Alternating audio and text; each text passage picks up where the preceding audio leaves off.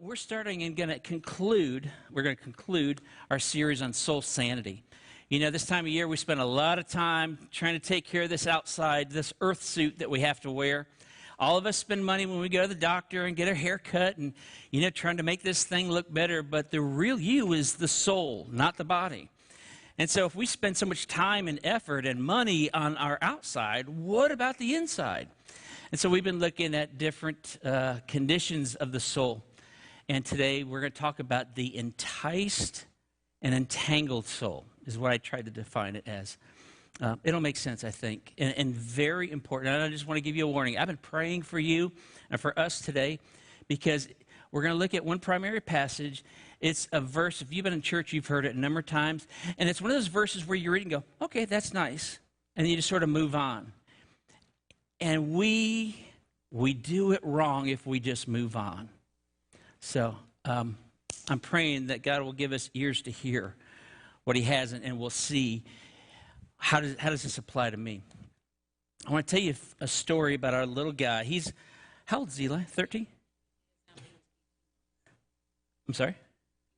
Sorry, I have to get my notes from her. I don't even know how old my son is. He's 13, but he was 18 months in the story. Oh, I know the story. She said he was 3, he wasn't 3. Okay. Got my fact check over here, you know. Okay, he's 13. I didn't know. So, okay, he's 13. When he was 18 months old, though, you know, the big thing was Miss Mommy would take Eli and Spring up to see Grandma in Tallahassee, and, you know, it was really special for the whole family, except for me. I just stay here and work always. But one of the things that Eli did, being a boy, you know, like he was always on the hunt for stuff. Sticks. Sticks are great if you're a boy, right? They're knives, spears, guns, whatever you want it to be. It can be anything. And so he would walk around. And, of course, he didn't have a whole lot of vocabulary, nor could he pronounce a lot of words correctly. And so stick was thick. And one day, after showing Mama 100 thicks, you know, he would say, Mama, thick. And Mommy looked, and this time the thick was moving all by itself in his hand. In Grandma's planter there. And I want you to know my wife let out this primal scream of, "Ah!" And the crust of the earth shook. And she grabbed that thick out of his hand, did a power roll away so no one else is in danger. And she held this up to the gods, and she ripped off his head and said, "Neither shall you be asunder to my son." And she threw it down. Now, part of that story is not true. Can't lie in church, you know. Actually, I'll be honest. My wife would die and do anything for her family unless a snake is involved. And at that point, it's all men for themselves, you know. Good luck. Sorry, Eli. She left him there with the snake. Did you pray for him even? No, I ran in the house. Okay. And he's there screaming because he's traumatized. I'm traumatized, and like I can't help him because I'm freaked out. Yeah, it's a bad day for the Isker family. My son survived, and he's still alive. But that's a picture of how, isn't there something about us that at times, the right setting, we're drawn, we're enticed, almost seduced to things that can even be dangerous to us. Have you noticed? You think of, I know you have friends that they're going one way and something happened and all of a sudden they just sort of, their life takes a left turn. Or, you know, and you just go, what happened and why? And I know there's times in your life where you think, well, why am I doing what I don't want to do? Why am I valuing this? Or something, you know, just sort of captures you. We all struggle with that. And it's a very real thing. And for us, our soul can be seduced, enticed. And then once it's enticed, it's sort of caught or tangled. And if we're not careful, for some, they'll spend the rest of their life there. And we're going to look at a primary passage. Like I said, you've heard it 100 times if you grew up in church. But it's so important we don't just jump over it. that we actually look at it and we find the points where it's relevant to us. Let me show you a passage from the sermon notes. Can we have that quote up there? Not that, there's a quote. Yes. Our lives are so full, but our souls are so empty. Doesn't that describe today's culture? Man, we got more stuff than ever. I mean, it's amazing. But yet, we're still hungry, aren't we? We're still drawn. We're still looking. Matter of fact, you two said it this way. I still haven't found what I'm looking for. Rolling Stones and other bands, I can't get no satisfaction. Every generation has some kind of similar song because it's true of our soul. We're searching and we're going after it, but we're just not quite full, satisfied. Though there's more than ever going on. And why is that? I'll tell you exactly why. God created us to be different. You know what? God created us to worship, to celebrate, to attach ourselves to something bigger than who we are. No other part of creation has that, you know? My dog doesn't wander around wondering, what should I celebrate today? You know, maybe food. Maybe that might be it. You know, treats are something he celebrates, certainly. But he's not looking for something to attach himself to. He just wants to take a nap. You and I are different. There's something in our soul that draws us because we want to attach our identity to something bigger. And that just goes to the way that God made us. So let me look and show you this verse, 2 verses from Exodus chapter 20. It's the first 2 commandments of the 10 commandments. Look at this. It says, you must not have any other God before me, and you must not make for yourself an idol of any kind or any image of anything in the heavens or on the earth or in the sea. Okay, now that's probably verses you read and go, okay, that's not a problem. I know it's God, it's Jesus, right? I've never made an idol before in my life. I don't have to worry about melting gold or anything. I don't even know how to do that. So I'm good. I can just move on to number 3. But what I want to show you that there is such relevance here to us. And here's one point that's important to understand.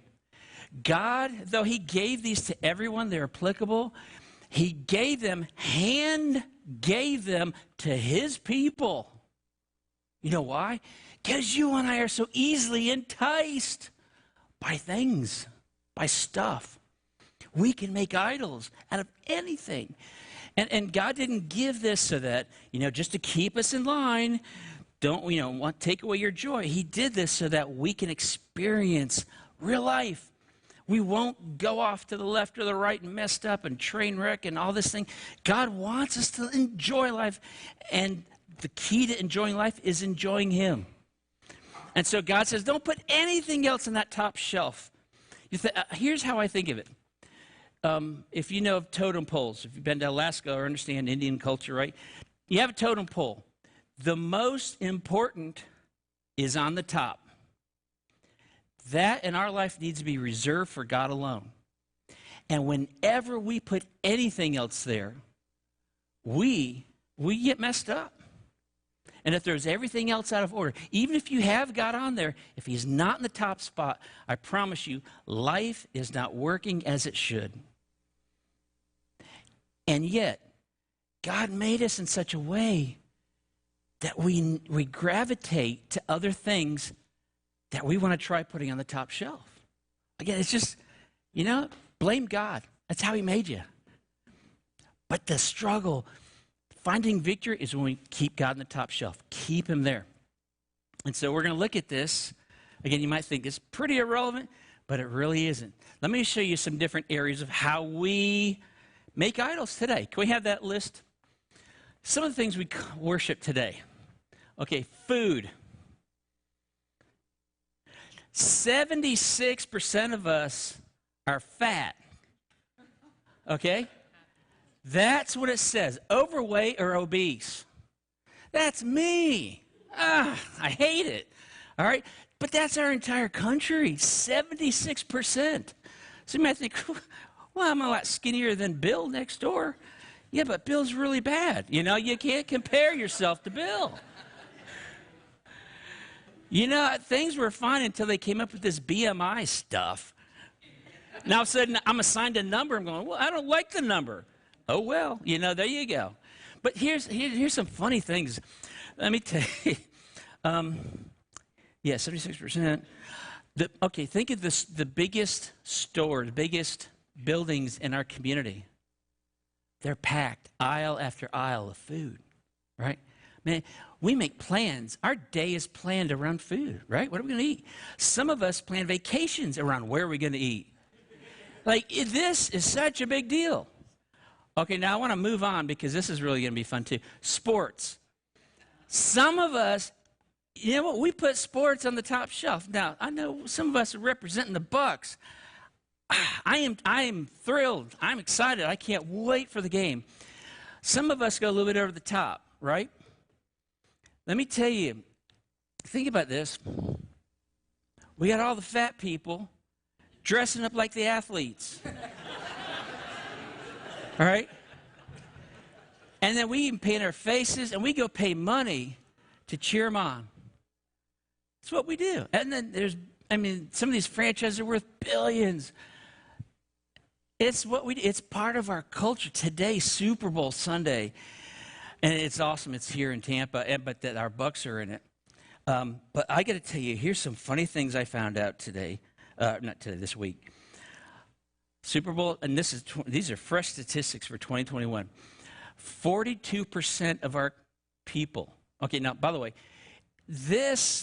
everyone is watching or somehow connected to the Super Bowl. Even if you don't like football, you sort of care, especially if you're in Tampa. 42% of the United States American people, 42% have said, that resolution I made January 1st, it doesn't count today. No matter what. This is a day for whatever. It could be for exercise or eating or whatever your resolution. It could be telling the truth. I don't know. But whatever your resolution is, it doesn't count today.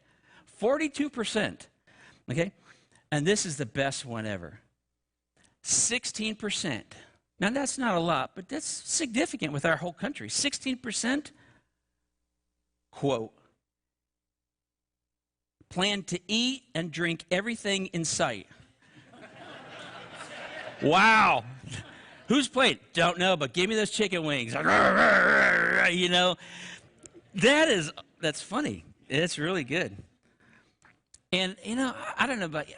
I'm a college football guy, you know, so I don't really care. But about 4 weeks ago, I absolutely didn't care it was in the Super Bowl. But I really, really care now. You know, isn't it funny? Again, we're caught up, and we want to be attached, our identity attached to something bigger than us. You know, I don't even know who the last place is in the NFL. Does anyone know offhand? It's usually Cleveland, but anyone know? Who is it now? It doesn't matter because they're losers, right? Okay. No one goes, that's my team, unless you're born there or your dad sort of forced you to like them. No one's buying their jerseys. But the winners, when there's success, we want to attach ourselves to them. You know why? God made us that way. So we would be drawn to the things that are greater. That's worship. You know, it's funny. You know what I want so bad right now? I want a Tom Brady jersey. I want a Tom Brady jersey. You know why? Because that's what you got to wear today. If someone gave me one, I'd wear it today, and I'd never wear it again. But I want one. Isn't it funny how that is? Have you ever, my pastor back home, growing up, used to call it car fever. You ever get car fever? That's when you want to get a new car. And you're locked in on something, a Jeep or whatever it is, and everywhere you go, you see them, and it's like you can't get them off your mind. You're just, man, I've made some bad decisions, you know, when I'm in that thing. And that's because I've attached myself. I allowed myself to get so attached to a thing. And then I'm making bad decisions, right? Let's next, TV. I love TV. I grew up all the time watching TV. I still do. If I'm not working, I'm probably watching TV. And I know it's a horrible thing to say, and you probably think, well, he's not very spiritual. I know, I'm not, Like, how can I spend 8 hours watching some guys catch crabs in Alaska?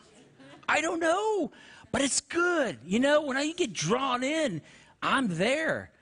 And how is that going to change my life? It's not. But man, I'm willing to make that investment. Maybe it will. But I just get drawn in. And for some of us, we put a TV there, and then we all put the chairs around there, and we can watch it. Now, maybe that's not your thing. You think, God, I have never met a more immature pastor in all my life. However, you have learned to walk like this, haven't you? You got your phone, and until you fall and get hurt, you're pretty good. You can walk without looking where you're going, right? It draws us in, and we feel connected. And that's what worship is. It's connecting not just our time, but who we are, our identity, to something that seems greater. And there's anything. When we're talking about the top shelf stuff in our life, it could be anything. It can be people. Some of us put our kids there, or our grandkids. Grandkids are awesome, I guess. I don't know. But I hear they're pretty good. Children are amazing. Your spouse is awesome. Mom and dad, go to fill up the list. They do not deserve top spot. And whenever we put anything else there, I promise you, all the other stuff will fall out of place because it's not in the right spot. Food is good, but we can't put it at the top spot, right?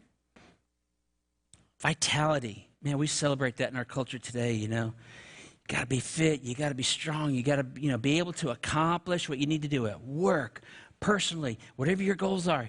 And many people, we put that in the top spot, and I promise you, it will let you down. This top spot is reserved only for God. So you have to worry about getting your goal together and melting it to make some kind of cow or something to worship. We do it all day long with other stuff. We can have a hobby in that top spot. For some of us, we can put an ideology, or let me just say politics, in the top spot. Now, haven't you learned by now, they are not going to save you? Anyone? Hello? Heck yeah! Okay? You can't put anything in the top spot. Jesus needs to go there. And I promise you, when we do that and we learn to walk in that, we learn that to become a lifestyle, everything else will go where it needs to go. If we follow Jesus, the other priorities will find their spot. But it all comes down to, don't put any other God before Yahweh, God, Jesus, his son. They are what we can count on. So I pray that we will all take this very serious, because there's good things, and we cannot make them to be supreme things. Matter of fact, one time Jesus was talking to a big crowd, and they were talking about priorities and what does God want and all this. And let me show you the verse from Mark. Can we on the screen? Look at Jesus said, "What do you benefit if you gain the whole world but you lose your own soul?" Here's what Jesus is saying. And he's just talking in a rational kind of way. Hey guys, isn't it foolish to put all of your cards down? Like to make your life all about your hobby or your health. We can say, well, when you have your health, you have everything. Yeah, and then you have a heart attack. Like, we cannot control it. Why would you take all of this investment of who you are and what your life is worth and put it on something that's temporary that will fail you? I left something back here. Let me get it real quick. I'll bring it right up front so we can all see it here. Dun, dun, dun, dun, dun. Come on. Oh, Johnny, There we go. Johnny wrapped up my rope, and now we got a knot in it. Thanks, Doc. Perfect. I don't mind throwing him under the bus. Okay, think of it this way. This is a picture.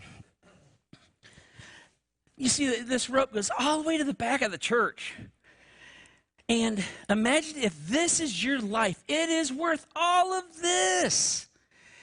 All right? Your earthly life is just this little tip. This is how long it matters. And the tip, this half an inch, determines the rest of this. What Jesus is saying, why in the world would you take this half inch and spend it on something that doesn't even matter? So what if they're catching crab in Alaska?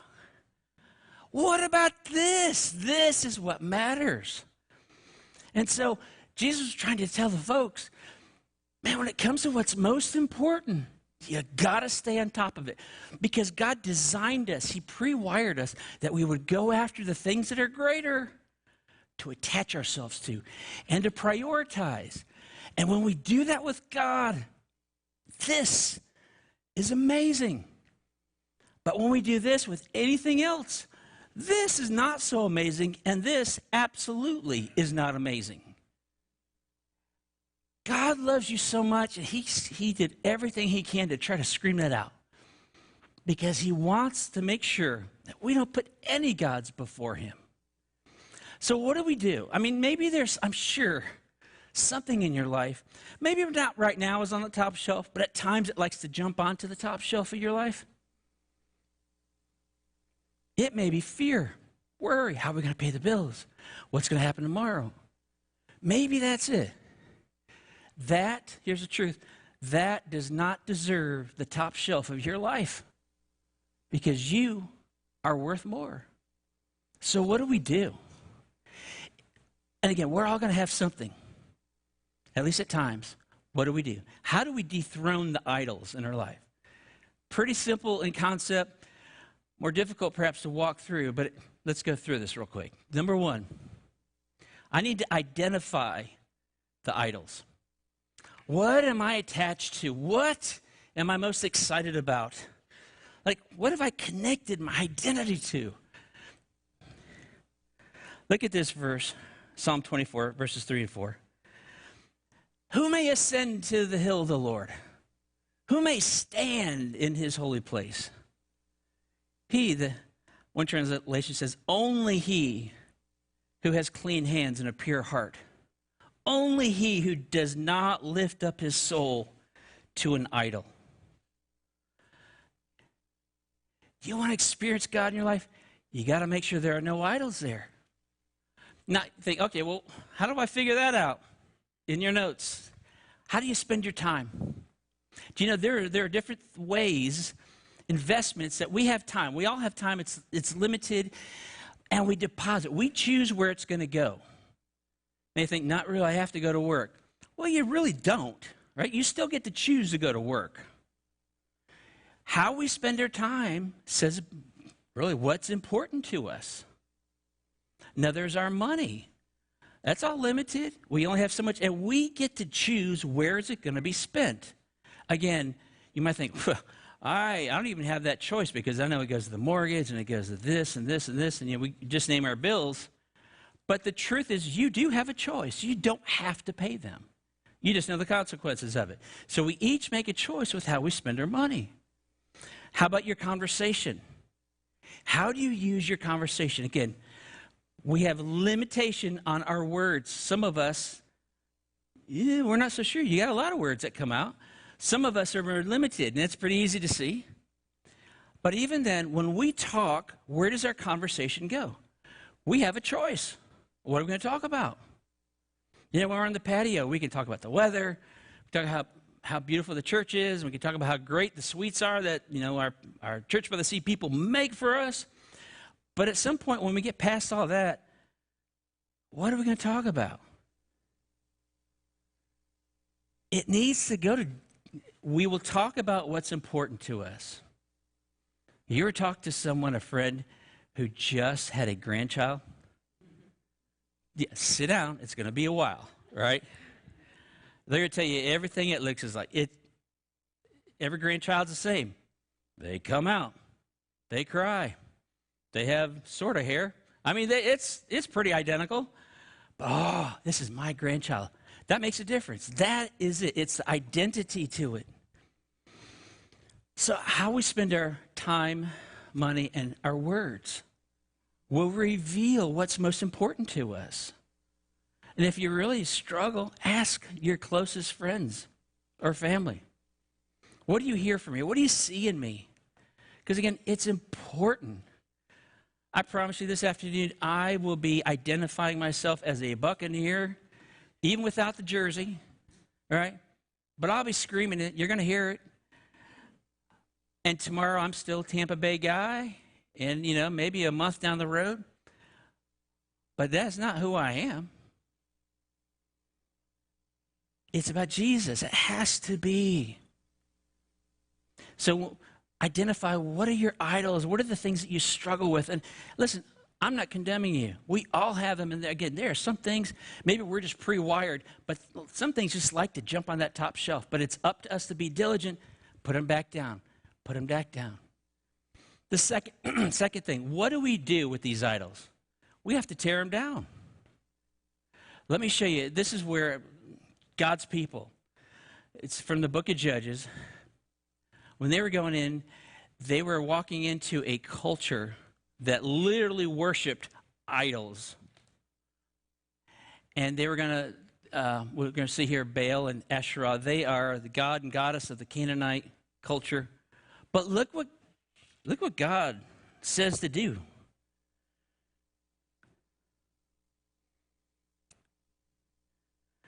That night, the Lord said to Gideon, pull down your father's altar to Baal. The word pull down means destroy. He didn't just say, you should probably move that to second place. Just drop it down. Worship me before. You get up a little bit earlier, have your quiet time with me, and then you can go to Baal. Not at all. Then it says, and cut down the Asherah pole standing beside it. Again, part of the culture and the religion of that. Here's what God's saying. There are some things we should not tolerate. God didn't say, we should just learn how to manage all the other gods in our life. If it's a god, we need to destroy it. So we have,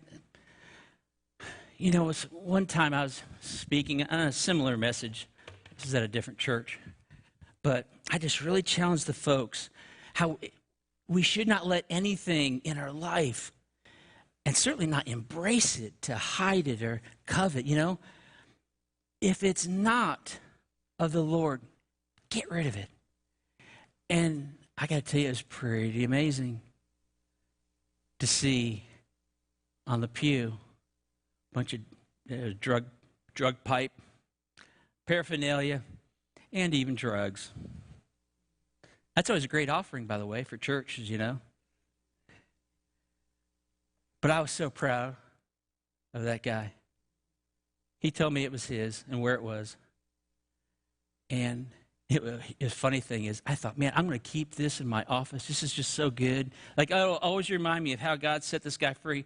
Then realizing, and I'll get arrested when the police find it, So I had to destroy it.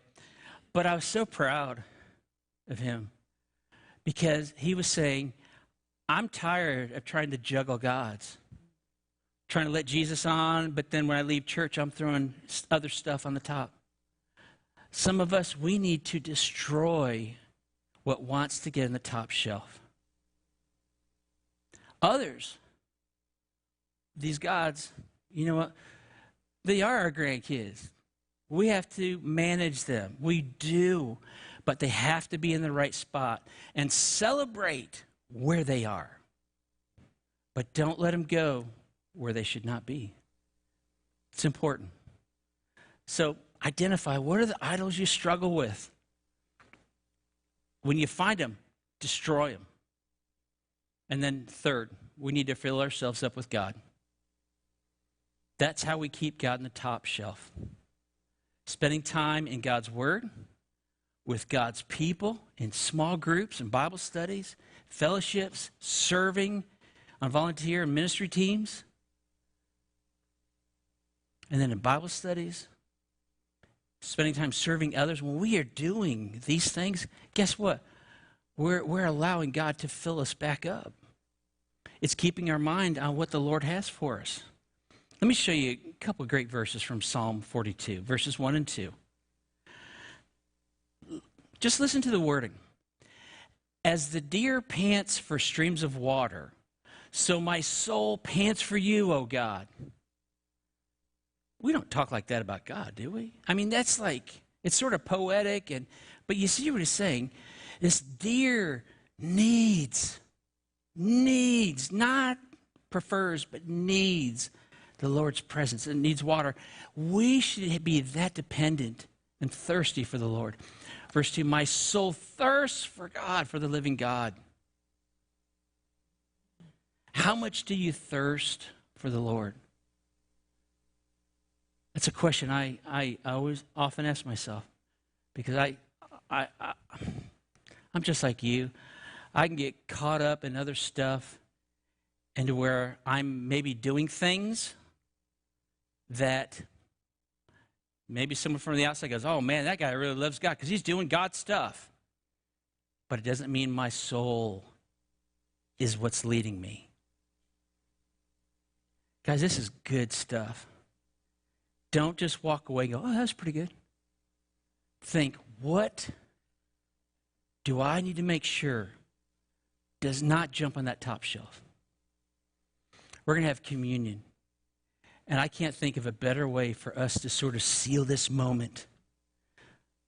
But will you join me in prayer? Now let's just get real honest before God.